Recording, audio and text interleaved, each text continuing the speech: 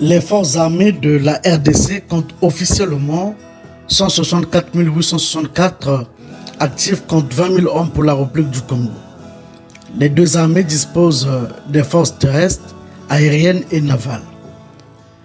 L'armée de terre de la RDC dispose de plus ou moins 175 chars de combat, une centaine de blindés de reconnaissance, une cinquantaine de véhicules de transport de troupes, une trentaine de véhicules lance-roquettes multiples de type BM-21 russe, une centaine d'obusiers de différents calibres, des missiles de défense antiaérienne.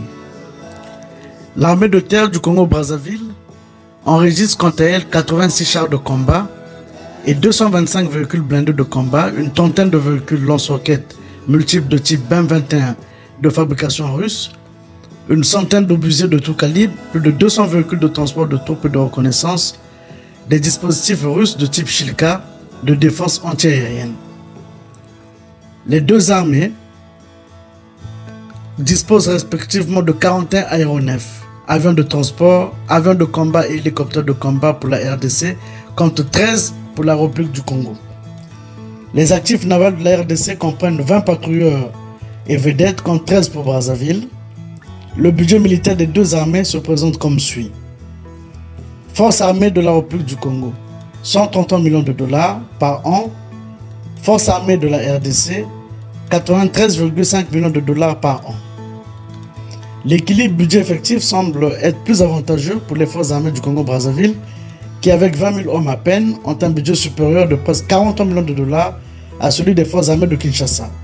Cette faiblesse explique que les hommes en uniforme en RDC se donnent facilement à des actes de violence dans les zones rurales sur les populations dont ils ont la mission de protection, comme plusieurs médias le rapportent, pour se nourrir et arrondir les fins de mois où souvent les salaires arrivent au bout de plusieurs mois.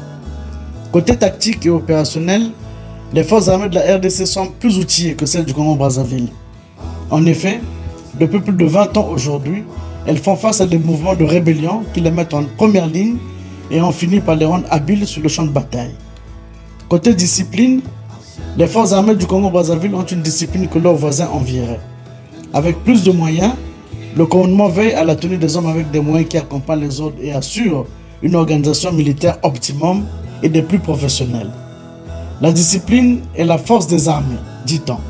Ceci est d'autant plus vrai que si les forces armées de la RDC avaient les mêmes moyens financiers que ceux des militaires d'en face, avec une bonne dose de discipline, elles seraient arrivées à bout depuis bien longtemps des mouvements rebelles qui sévissent à l'Est et neutraliser partant l'armée rwandaise qui ne compte que 35 000 hommes.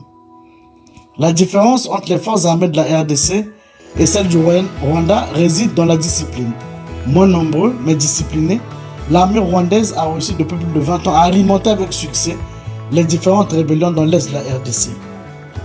Vu comme ça, des deux Congos, l'armée de la République du Congo serait-elle la plus puissante que celle de la RDC?